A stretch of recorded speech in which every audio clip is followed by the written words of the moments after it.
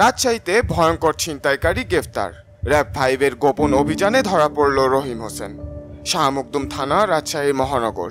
রাজশাহীর সাধারণ মানুষের নিরাপত্তা যখন ছিনতাইকারীদের দৌরাত্ম্যের বিপন্ন, ঠিক তখনই আবারও সক্রিয় হলো র্যাপিড অ্যাকশন ব্যাটালিয়ন র‍্যাব 5।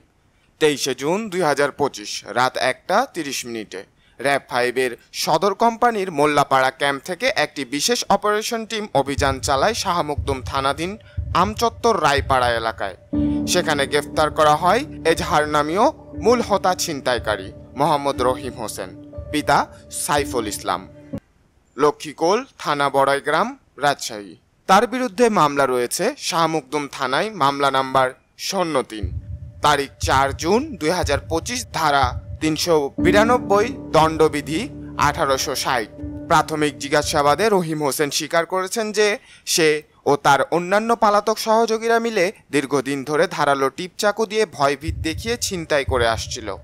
স্থানীয়দের ভাষ্যমতে রহিম একজন ভবঘুরে ও দুঃসাহসী অপরাধী, যার একমাত্র পেশা ছিল ছিনতাই। তার জীবনে কোনো চাকরি, পেশাগত কাজ বা নৈতিকতা নেই বললেই চলে। গ্রেফতারের পর তাকে শাহ মখদুম থানায় হস্তান্তর করা হয়েছে আইনত ব্যবস্থা গ্রহণের জন্য। রাজশাহীর নাগরিকদের প্রতি অনুরোধ, এমন অপরাধীদের তথ্য পেলে দ্রুত আইন শৃঙ্খলা বাহিনীকে অব্যাহত করুন। জিবিসি বাংলা, সত্য ন্যায়ের পথে।